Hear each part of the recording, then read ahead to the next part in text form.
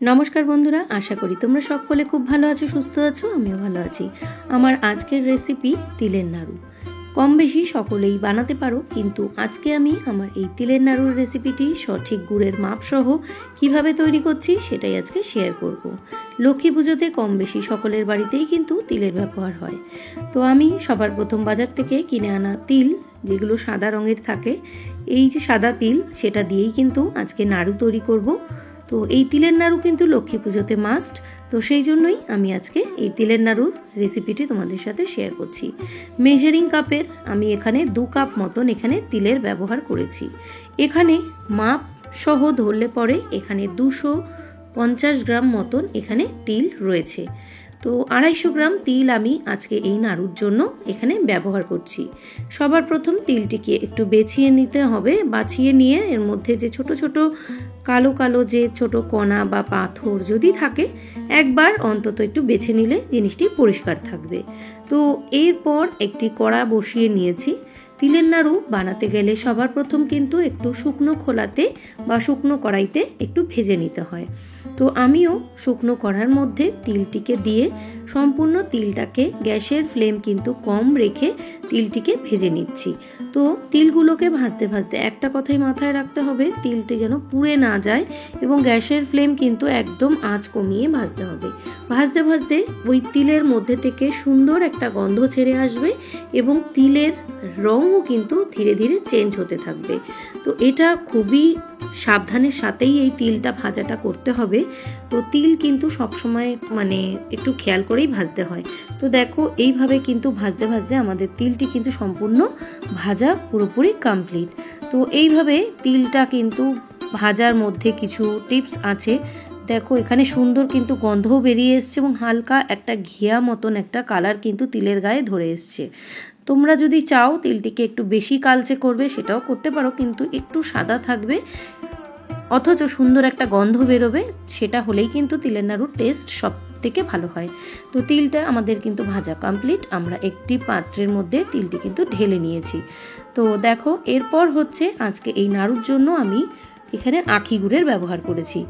আখি গুড় নিয়েছি এখানে 300 থেকে 350 গ্রামের মতন, কারণ 350 গ্রাম এখানে গুড়ের ব্যবহার করেছি। তো তিলের নাড়ু বানাতে গেলে যা তিল নেওয়া হবে তার থেকে কিন্তু 50 থেকে 100 গ্রাম মতন তিল যদি গুড় যদি বেশি নেওয়া হয় তাহলে কিন্তু সেই নাড়ুটা কিন্তু একদম পারফেক্ট হয়। তো গুড়টা জাল দেওয়ার জন্য সবার প্রথম কড়াতে আমি সামান্য জল দিয়ে নিয়েছি। তারপর কিন্তু এই যে আখি গুড়টা আমি নিয়েছিলাম সেটাকে কিন্তু সম্পূর্ণটা দিয়ে নিয়েছি। তো গুড়টা জাল দিতে যখন শুরু করব আমরা গ্যাসের আঁচটাকে একটু বাড়িয়ে দিয়ে যখন পুরোপুরি গুড়টা মেল্ট হয়ে যাবে জলের সাথে তখন কিন্তু গ্যাসের ফ্লেমটা আমরা মিডিয়াম টু লোতে রেখে এই গুড়টা পাক দেব। ভিডিওটা চলতে চলতে একটা ছোট্ট অনুরোধ, যারা আমার পরিবারে আজকে নতুন তাদেরকে জানাই অসংখ্য ভালোবাসা। যদি ভিডিওটা ভালো লেগে থাকে অবশ্যই ভিডিওটাতে একটা লাইক করে পাশে থাকা বেল নোটিফিকেশনটা অন করে আমার পরিবারের সদস্যদের। তো দেখো এখানে গুড়টা কিন্তু অনেকটা ফেনাও বেরিয়ে এসছে এবং এই গুড়টা জাল দেওয়ার সময় একটা জিনিস মাথায় রাখতে হবে, গুড়ের মধ্যে যখনই সুতোর আকার যখন একটা চামচে করে বা যেটা দিয়ে জাল দেওয়া হচ্ছে ওপর থেকে তুললেই কিন্তু বোঝা যাবে যে কতটা এখানে আঁশ তৈরি হচ্ছে। তো এখানে ততক্ষণে কিন্তু আমাদের তিলটাও বেশ কিছুটা ঠান্ডাও হয়ে গেছে।